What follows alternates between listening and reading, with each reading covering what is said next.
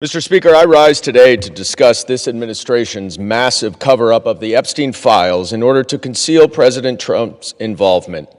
This cover-up reached its apex last month when Attorney General Pam Bondi falsely testified under oath before the House Judiciary Committee.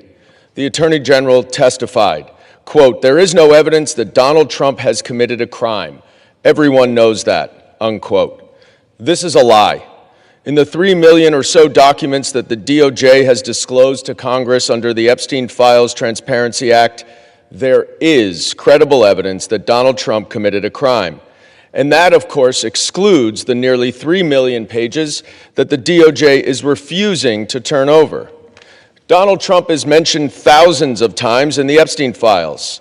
There are multiple allegations that he sexually assaulted young girls. But I want to focus on one victim's allegations that the FBI unquestionably found to be credible. The DOJ tried to hide reports of 3 of the 4 interviews that this victim gave to the FBI, but pressure from the media and Congress forced them to disclose them. And now we know why. She credibly accuses Donald Trump of sexually assaulting her when she was between 13 and 15.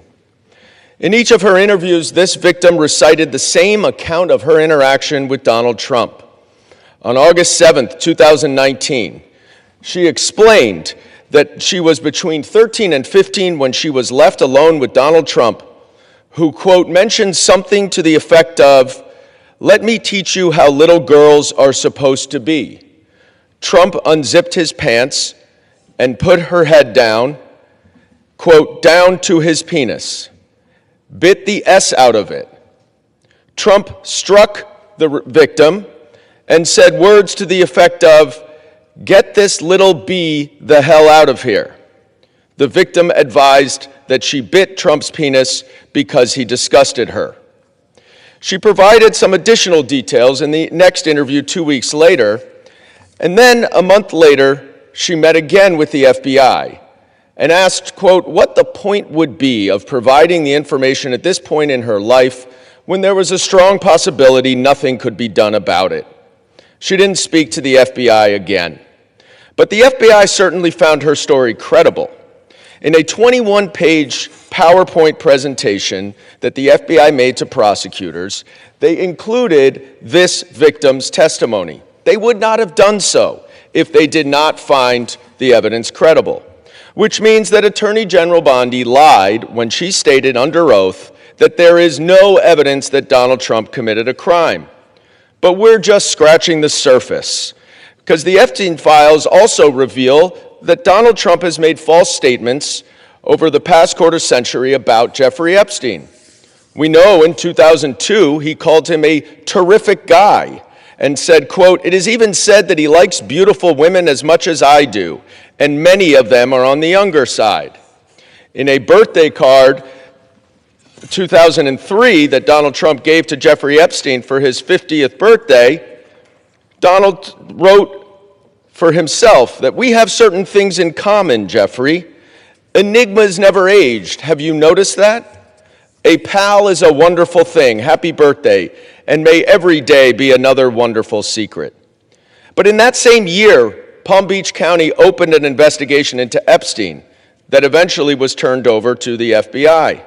The investigation became public in 2006, and the Palm Beach County police chief received a call quickly after from Donald Trump, where Trump told him, "Thank goodness you're stopping him. Everyone has known he's been doing this." What innocent person calls the police chief about an investigation upon just learning about it? The recent documents also show that Jeffrey Epstein emailed Ghislaine Maxwell and said, quote, "I want you to realize that the dog that hasn't barked is Trump. Redacted victim spent hours at my house with him. He has never once been mentioned." Trump also denied that he ever went on Epstein's plane. But of course, the Southern District of New York said that he was on his plane 8 times, often with young women. The reason why this matters is because we don't have half of the Epstein files. And if the Attorney General is covering this up in such a degree that she is redacting things from Congress, that she then, redacting things from the public that she then shows to Congress, what else is she covering up? And I would just show that this document here was redacted to the public, it was unredacted to Congress, and it completely disputes everything that Donald Trump has said about Jeffrey Epstein, about what he knew about the allegations, about his disgusting behavior, about whether he'd ever been to Jeffrey Epstein's house, saying, I may have been there with my wife.